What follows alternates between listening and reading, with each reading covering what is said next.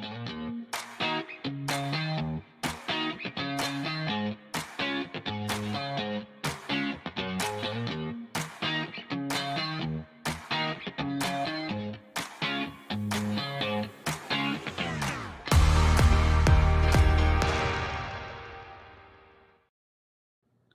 welcome to Chaplain's Moment.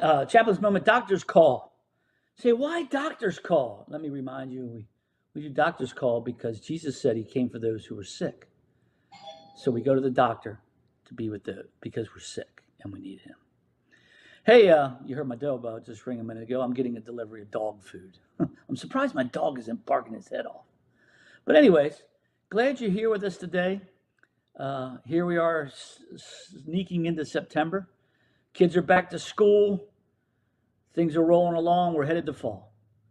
Well, we started a theme last week that we want to continue to look at this week. Chapter 12, verse 30, where it reads, "Whoever is not with me is against me, and whoever does not gather with me scatters."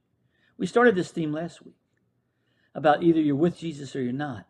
And there is no neutral ground. Jesus takes it a little step farther, that if you're not with him, you're not a believer. It's not that you just don't believe. You're against Jesus Christ and all that he represents and all that he has said he is.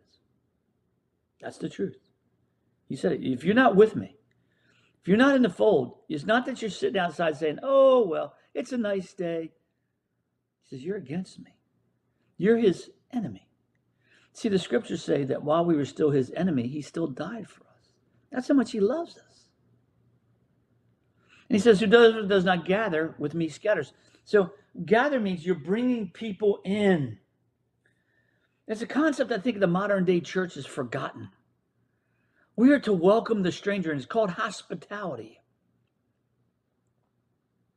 When we get to Matthew 25, we'll see that it's one of the elements of being defined as a sheep is that you welcome the stranger in. You gather.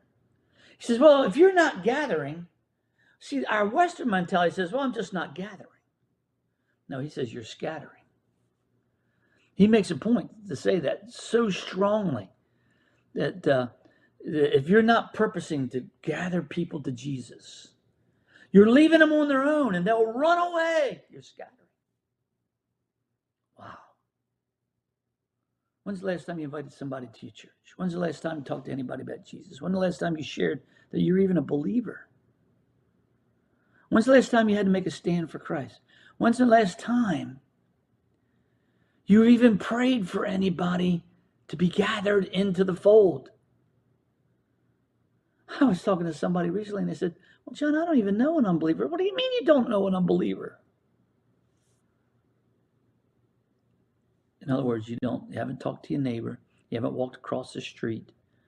You haven't said hello to somebody in the store. You're just playing the good old Christian game.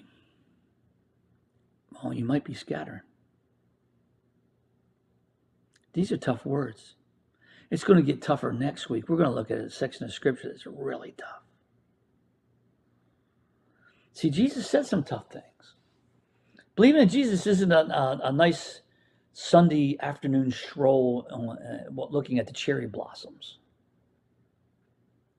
It's war. So are you with him or not? Because if you're not, you're totally against Jesus. Well, you might say, well, I haven't said anything against Jesus. Yeah, but you haven't said anything for him. And if you're not gathering, you're scattering. See, there is no neutral ground, just like we said last week. No neutral ground with Jesus. You're either in or out. So where are you? Where are you with Jesus? Are you a believer? Because if you're a non-believer, you're against him. Are you a believer, but you're not gathering? Well, then you're scattering. You can't just be a believer, just say, I'm just waiting to stamp my ticket to heaven. Waiting for the gospel train to come rolling in. Can't do that. You know why? Because the Spirit of God is alive and well, and he lives within us. And if he's in us, we have to be made alive. Are you made alive? Alive to what? Alive to the truth of Jesus Christ, alive to the relationship with Jesus Christ, alive that he is the Lord. Hey, think about these things this week. Consider them. Come back with us next week. We're going to look at a tough scripture from Matthew chapter 12. It's probably too long to put up here on the screen. There it is, my dear, dear, dear Courtney. She always comes through. But we're going to talk about, can a man actually clean up his own house and what happens? From Matthew chapter 12, 43 through 45. Join me next week for this exciting verses.